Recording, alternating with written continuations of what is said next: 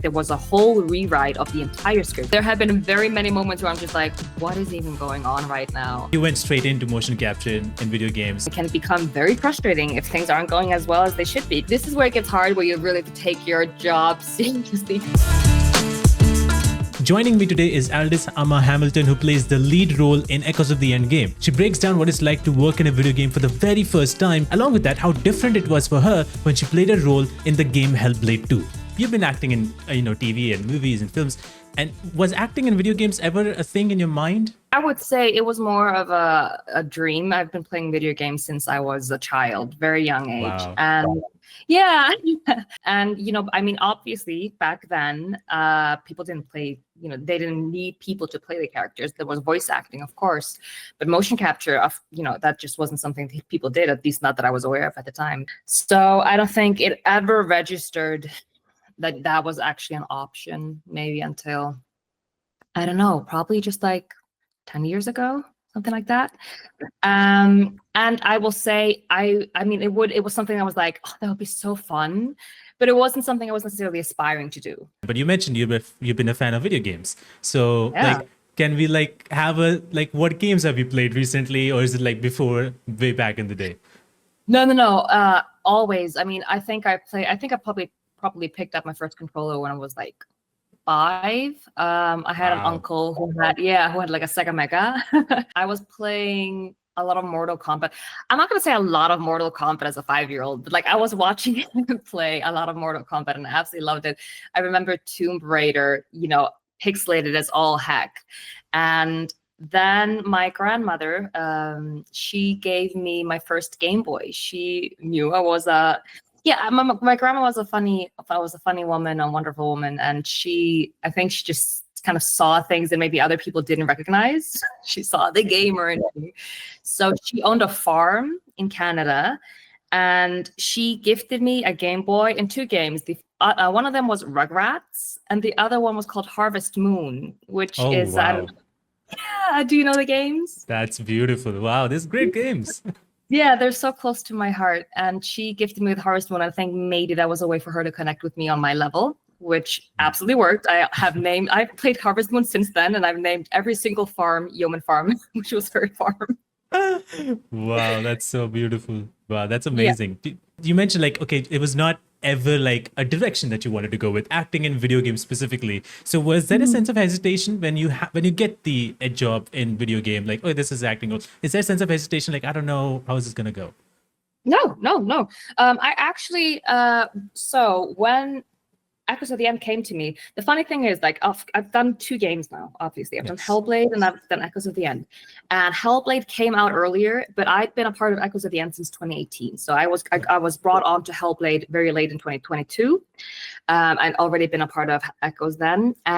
When it came to Echoes, I had recently graduated from the Acting Academy, and I'd done a job with Dave. He was the AD on a project I did, and he reached out a few months after we wrapped up shooting, maybe even just a few weeks after we wrapped shooting, and he's like, I just started with this new company and we're looking for a face. So it was only the face of the character, because they wanted her to obviously be a little bit on the darker side.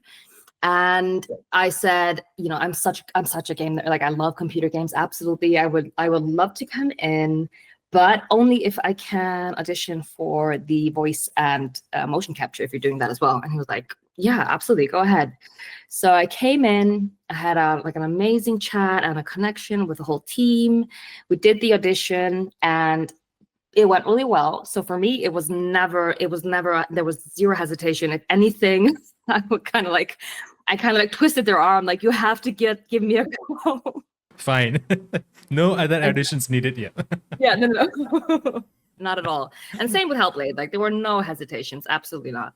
So many of the actors would do kind of voiceover first and eventually get to kind of motion capture. But you went straight into motion capture in video games and kind of motion capture voiceover at the same time. How was that experience for you in, knowing that you play video games so much? Well, honestly, it's not that much different. I've never done just voiceover, so I don't really know. Oh, that's not true. I have dubbed myself in English once for a show I did on Netflix, but Okay. I've never done I've never done like voiceover for a computer game like this one. So it's very similar to acting in general. Of course, like I kind of use the analogy that I would say in some ways it's even more pure, because you can kind of imagine kids back in the day who are just like playing imaginary games, and it's very similar. You're in a room and there are almost zero props. If there are props, it's more likely that it's going to be like someone's shoe and you have to pretend it's a telephone, rather than being like an actual prop that's going to help you kind of be in the moment. You have to let go of the ego. You have to just immerse yourself into a world that you're creating in your mind. And then I think it's also beautiful because like your co-actor, he is also creating something in his mind, and you kind of have to make that meet and like pretend that you're seeing the same things. But of course you're not. It's more stripped away from all of the things that can help you as an actor on TV or film. And I wish just people were more aware of that, to be honest. I wish, what I've kind of realized now is that people who work in games mainly, they don't get the respect they deserve. Like, put some respect on their names. They don't get the respect they deserve. I really hope the world will change, like how people view these things, because I've noticed like some people are like, I love the voice acting. I love your voice acting. And I'm like, it's not like, it is voice acting, sure, but just like it's just as much voice acting as I've done on any other medium, and it's even sometimes harder. So I'm like, I'm not just standing and doing voice acting, which is a really respectable job as well, but like this is a whole physical thing as well. Right. Yeah, that's the thing that people forget about. They know it and they still call it voice acting. And I'm like, well, they did the full acting here, guys. You obviously mentioned you did motion capture. This is fully motion performance capture, all of it in one go. How did you find that it challenged you as an actor? Because it's a completely different medium. You mentioned a lot of imagination, no props, no set. So like, how does that take you through this journey of as an actor, knowing that you have done all these things in set? Yeah, it is challenging in different ways, because I feel like another difference is that we have to finish the entire scene. So there are no pickups really. Like very rarely you can stop and go like, okay, I mean, we have the first half, let's just continue from there on, which is something you can sometimes do. Like, of course, like when you're doing TV or film, usually, you'll do a master shot where you have to act out the whole scene, and rarely they'll use the whole shot. I mean, when there's a one take for a long time, people are like, you notice, but for the video game acting, it's basically just one take after one take, and it can become very frustrating if things aren't going as well as they should be, because you have to do the whole thing again and again and again. And then, as I mentioned, there are hindrances when it comes to not being a set and not being props, but there's also the whole uniform. It's not super comfortable, I'll say. It's not like the best thing I've worn. And you have to be very mindful because you have all these scanners all over, or reflectors all over your body, which often will transfer to another actor if you're doing some physical work. Those transfers, so you have to stop and they're like, oh my God, the system is malfunctioning now. Hang on. So you have to redo the scene. And then also, of course, the biggest thing is the camera and your face and the light. So, and like now when I'm watching computer games, I'm like, oh, I know what they're going through. Like they're trying to go in for like a hug or a kiss or something. And they're like, you have to stop, because like your cameras can't, obviously, they can't get through each other. So that's what they're doing in post. They're like, so like it's funny. Like it's mainly, I think the biggest challenges are just like logistics. There's so many logistics that just like kind of make it like even that much funnier sometimes, but also a little more challenging. Nowadays, more people are maybe more interested in video game acting and motion capture in general. Do you think that this kind of acting is kind of changing the industry or taking it into a new direction as compared to in the last 5 years, maybe? Yeah, I mean, how couldn't it? With the video game industry just becoming bigger and bigger. And I mean, as I understand it, they've taken over the film and TV industry in revenue. Yeah. So we kind of live in the world where people want to follow the money, and I think that just has to be where the future of acting lies. I'm not saying that anything else is going to leave and we're still going to be doing theater and film and TV and all that stuff. But I think video games are going to be much bigger. I really hope they'll be getting more respect and soon. I think they will eventually, but I just hope it happens sooner rather than later. Obviously, like we have these giant award ceremonies that are now recognizing the talent and recognizing the work being put into it. So, I mean, I think it's just a no-brainer. Yeah, it's gonna become stronger and bigger. With Ryn, as when you got to know the character, were you immediately into the story, her story, and who she is? Did you really fell into like how she is in this game? Yeah, the funny thing is though that the whole story has changed so much since we started at the beginning. So there was a whole rewrite of the entire script. We've kind of like actually shot the game before. And then it was just a completely different story.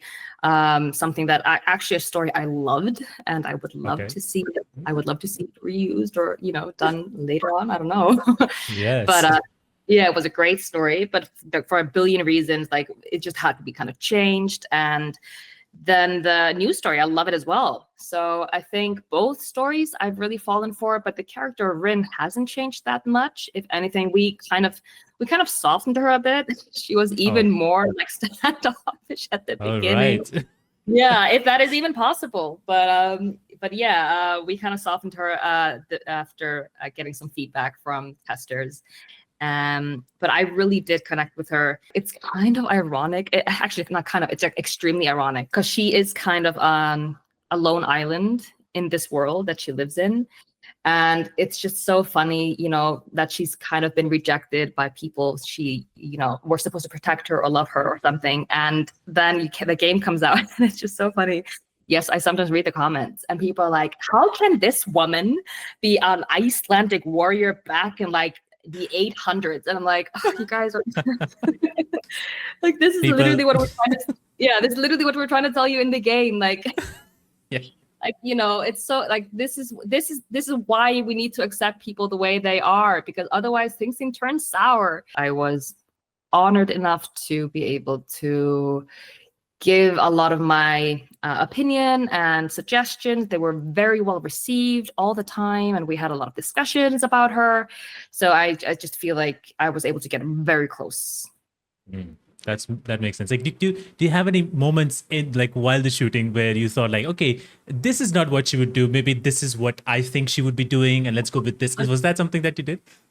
Yeah, it's hard to actually pinpoint certain moments because usually it would be more like, you'll get their script and there'll be like maybe there's a communication between her and Abram, and she'll have this very long response, and I'll go, I think she probably would just say no. Like, I'm sorry for all the work you put in, but I think she would just say no and walk away. And they're like, yeah. So that's more what it would be. I think for the biggest scenes, we would usually, talk beforehand, like discuss kind of how we saw the scene, like what was the point of the scene and how would she react. And I think everyone just has a very clear understanding. I mean, you would think after 8 years. So yeah, I think we all have a very clear understanding. So very rarely were there ever events where I was like, just like this scene doesn't make sense, like it doesn't make sense or something like that. It would be more like nuanced things. At any point in time doing this, like you have already talked about like motion capture, but at any point in time, was there anything that surprised you when you were working on this game, like as an actor, like something that you never thought you would see? I mean, when I came in for the first time, of course, I'd never seen motion capture. So everything blew my mind for like a minute there. I was just like, what is this? What, all these cameras? Like, what is this? So there have been very many moments where I'm just like, what is even going on right now? But as an actor, I think, honestly, the thing that maybe just surprised me the most is that the entire cast were able to come in with very different levels of understanding of computer games, understanding of motion capture, having like some of them being brought more recently on board, and everyone just like got into it, just left their ego behind, looked ridiculous, and everyone just thought it was the coolest thing in the world. And I think maybe that is what surprised me the most. I maybe thought people would have more hesitations a little bit, but no, everyone just gave it their all every single day, and that was amazing. In the game later on, we get back Abram and we get to explore a little bit more. Like, what do you think about this relationship, this evolution of this relationship in Ryn and Abram, along with you and Carl, the actor? Oh, that's a beautiful question. Shout out to Kalle. I think their relationship is so beautiful. And I will say I'm just so grateful. I mean, I don't know if this is like, I'm just gonna say maybe this is a spoiler, like skip 5 seconds ahead. Yeah. I'm just so glad to go with a romantic theme because I feel like very often characters are kind of justified by being the romantic partner or something to the main or whatever. And I'm just so glad that they didn't go with that when they, took the chance to create these two characters that you're going to be like having 15 hours of playthrough with. So I think it's just nice that you're able to have like, these two people connect on just a friendly level for 15 hours. Like I feel like that's not something you see every day in gaming anymore. And I'm out for romance stuff. Like, don't get me wrong, I love it. Like I absolutely go for games where it's like you have to make like Life is Strange or Mass Effect, where you're like, am I gonna be the one to date him, or is there gonna be someone else? You know what? But yeah, I think that was beautiful. And I mean, having known Kalle now for years, I actually just got to know him there. Like that's where I got to know Kalle fully. And he's such a wonderful guy. He's such a wonderful person, the purest heart. And just the fact that he was willing to like jump on board from the get-go, like there was no hesitation on his end that I know of. We didn't have to prove anything to him or anything. He was just like, yeah, I'm ready to challenge myself. And I think that just speaks volumes about him as a person. But yeah, like we've become good friends, and I think he's very happy as well to see how the game came out and how Abram turned out. Any scene that you remember of at any point in time, like which has stayed with you, like you remember it even now, like, oh, this scene, I cannot take it off my mind. Oh, there are so many. Honestly, the funny thing is, it's a scene that I don't think even wound up in the game. But it was like a half a day where we were shooting, at least maybe my memory is playing mind tricks, but like there was a scene where we're supposed to be yelling at each other. Like Ryn is stuck at the bottom of a pit or something, and he's like standing on top and he's kind of looking down.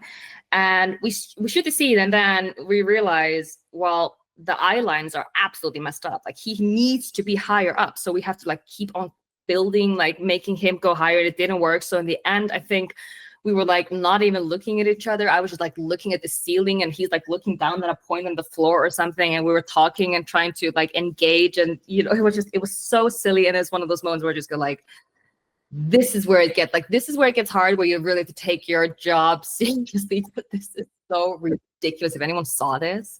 And then they told me, and I was actually like talking about it with one of the programmers, and she was like, yeah, I don't think we actually use that. So about that scene. Yeah, I love that scene.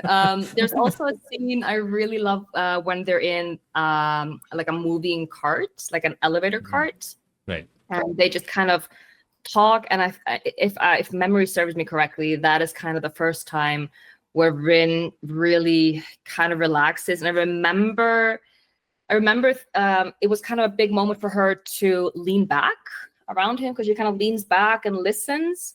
And I remember thinking like it was an impulse, and I was like, I like it. I like this feels very true, and this moment feels very true for them. You mentioned that you have not played the game, but like, did you get to see like anything more like in-game stuff, like how your character looks, how the world looks, and everything? Like, what was the reaction even at the point, like looking at, that's me, that's the world? Okay, I did not expect that to be the world. Yeah, I have seen a lot of the scenes, and I've also just like asked them, like, can I see this scene? Can I see that scene? I was actually just freaking blown away when I saw the world in its final kind of like the final edition of the world. I mean, I had high expectations, I will say, but I also recognize that, we're a small studio and everyone's doing this for the first time. I remember seeing very early, I will say drafts, but of course they're computer generized drafts of it in probably like in 2019, and thinking, that's it. How can we build from there? She's here. It's perfect. And then now I still have those photos looking back. I'm just like, wow, we have come so far. So again, with Ryn, I'm just completely blown away by how she looks. And I think they did an amazing job. One of the things that was really hard to do was the hair. It was hard to do hair, there wasn't, when we started, there wasn't a blueprint for proper curly hair. I mean, I don't have an afro, but like I'm a mixed race woman, so I have a very mixed hair texture. And I remember Aldís, then she was doing the hair. She didn't do it for the end result, but she was taking like these little photographs of my hair, like each lock, like a bunch of locks. And she was like doing it by hand, putting it into the game. It was crazy. You've given so much time to this character since 2018, like, or 16, I think. And it's been a long time now. And you've given so much to this character. In turn, this character, Ryn, has learned a lot from you. Is there anything that you have learned from Ryn? Yeah, 2018, you're right. I mean, I think one of the things that I kind of had to, one of the things that really ties us together, that is something that I'm just working on as a person, is you can't really disassociate your way through life. You really have to, at some point, you really have to face the world as it is. And I think, you know, that's something that she is forced to do at some point. You have to face your feelings. You have to face, you have to take ownership and responsibility of what you did wrong. And then you also have to take responsibility of how you want others, like how you want to process what others did to you as well, just to move on. So I don't know. I mean, I guess more than maybe learn from Ryn, I think it's just like I've been growing with her for the past 7 years, and we've kind of been growing together since then. So I think it's more like something like that. You know, you were mentioning about Hellblade 2 earlier, and obviously that game came out later, but you've been working on Echoes on the end. How different was working on Hellblade 2? Because I'm assuming that's a bigger volume, bigger, like things are a little different. So how was that compared to Echoes of the End? Of course, you know, if you boil it down, it's going to be the same. But as you say, like, it's just everything is maximized. I mean, you know, there's a coffee maker that's like a barista coffee maker studio. You know, everything is just 1,000 times bigger and you know, better, sure, but also, you know, we did an amazing job with what we had. And the funny thing is, this is a very cute story. When we started working on the Echoes, like with me on board, I very early on, I was told there was a studio in the UK that had like this history that they were very inspired by, and I was kind of told that, you know, they had actually met them at some point, like the Midco team had met the studio and had gotten a lot of great advice, and they were so open and they were so willing to just share everything. And I think at some point, like as I get more involved, I understood, oh, okay, so it's called Ninja Theory, and like there's this game Hellblade. They were an indie studio just like us, blah blah blah. And I think this is like how we would love to go, like envision ourselves. So I was aware of Ninja Theory, but I hadn't played Hellblade at the time. I remember being very excited about it, but again, me being backlogged all the way back to like the Stone Age, I just hadn't turned around to playing it. I have now. Amazing game. And then when I got the part in Hellblade 2, I couldn't tell the studio because I had an NDA at first. So I was like, this is such an incredible, like this is such a ridiculous coincidence. Yeah. It's a ridiculous coincidence, but a very beautiful one. So I actually can be the one to be like, oh, so this is what might happen. So I guess when I was working on Hellblade, I was like, oh, like it would be amazing if this became us. But yes, it is very different, of course. And then the games are just so different. The characters I was playing are so different. But I will say some of the similarities, like I was again honored enough to be able to have a lot of, I would say, influence on Ástríður's backstory. Of course, she had been written out beautifully by Lara Durham. But Lara and I had these fantastic conversations about just, you know, her, like things that hadn't kind of been fully mapped out. So I was able to give a lot of input into Ástríður as well. And I think in the end, that really helped me like kind of set the character as well. So, you know, yeah, I think, again, when you boil it down, the process was surprisingly similar. And I wonder, is that how it always is? Or am I at some point going to have a role where I'm just like, whoa, that's different? Because I've had roles on TV and film where I'm like, this could not be more like further from whatever this was, you know? It's fun. It's great. But I just wonder, like, is it always like this or is it? And now with everything that you've done, now we have acted in films, TV, games now. what do you think is still is a limitation when it comes to acting in video games at this point? We're still going to be lacking a lot of the kind of emotional footprint that physical intimacy between characters leaves on you when you're watching a movie and you see like a beautiful kiss or you see like a beautiful hug. We're just not there yet, because of all the whole technology, the whole suit, like everything. You just kind of can't touch people. Like you can hardly do this in a motion suit because then it's going to be blocking some of the sensors. So there are definitely difficulties when it comes to and I think that's something that's going to be changed in the future. Obviously it's constantly changing the outfits and like it's always becoming more and more compact. That's like my first thought is thinking, yeah, that's something I would love to see change so you can have like a more maybe fulfilling experience. But there's also one thing, like, and this isn't actually an acting thing, but it's just like a programming thing. It's very hard to create the same weight as a real life person has compared to like a computer character. I wonder if just like the computers don't recognize weight. So I think that's one of the reasons why it always feels like you're kind of like when you're watching a computer game, it does feel a little bit uncanny valley sometimes. And as like the further we get away from that and like the closer we get to that being just like a very natural like viewing of a natural movement, I think you're gonna immerse yourself more and more as like obviously the more realistic it becomes. We've done amazing. Like it's gone so far. Like Jesus Christ, looking at Tomb Raider back in the day, or Mortal Kombat or whatever. But yeah, there's still work to be done. I actually had a few questions coming in from people. Someone asks, TV show in the future. I don't know if they mean if Echoes would become a TV show in the future. That'd be great. I don't think anyone is going to say, no, I prefer not. So I think it would be incredible. They're making so many amazing TV shows based off on computer games at this point. Wow, that would be amazing. And I mean, I have entertained the idea. I just wonder how it would, like, if we would have to age Ryn a little bit, because I mean, it's not going to be like if we did Echoes of the End 1, it's not going to be for another probably 10 years. So I don't know if we still look like this. But yeah, I mean, so, it can work out still. Yeah, exactly. So we'll see. But I think we would love to. I would love for Echoes of the End to continue in as many ways as possible, because I know the guys, they're so talented when it comes to story making and plot lines and the things that they have created before. A lot of the things that could make it into the game, like I wish the world could see.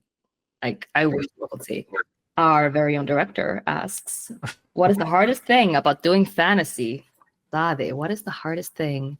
It's a very good question. I think the hardest thing is probably all the like. It's kind of funny because you're doing a lot of imagination stuff anyways, but I guess maybe like pretending that there's a rock that's glowing in front of you and you have a power, so you kind of have to not make it look ridiculous, but you don't want to look like an idiot neither. And you don't want to be super cliche, like go like bam or something neither. So I think the hardest thing for me is trying to just feel in my body what would it be like to have a power that can kind of eat you up inside and you're very ashamed of, but also like it's a power that can help or maim people. So like what would it feel like for that to come out of your hand? I think that's something like I don't know if a lot of people are asking themselves these questions. They should. Everyone should be asking themselves these questions. I mean, I think that's also something same. I don't know, like if with WandaVision, like Wanda, the characters from Marvel, I remember like she has all these hand movements that she had to do and she had to practice and she had to imagine because obviously nothing is in front of her. So she's doing still one of these hand movements. We are being asked, will there be a sequel? And I hope so. Yeah, I mean, one of those unused ones can be a sequel, prequel. I mean, in some way, shape, or form, I would love for that to happen. I would love for this to become like similar to like The Witcher, where it was a comic or a book, and then became The Witcher, and then became the movie, like the TV shows. Like I would love for Echoes to have like, a comic or something come out and then like become like this old gigantic world. How amazing would that be? And who doesn't want to see more of Zara? We need to have more of Zara. Yeah. She's amazing. Just amazing. Wonderful. Great villain. Like if I was an antagonist, like she made me look like such a flower. We talked a lot more in depth about her experience in Echoes of the End for the very first time, along with Hellblade 2, and what she thinks about video game actors in general. You can watch the extended cut by becoming a member of the channel. So if you're interested, become a member because it really helps support the channel a lot more. Otherwise, you can always hit the subscribe button and like this video to help support the channel.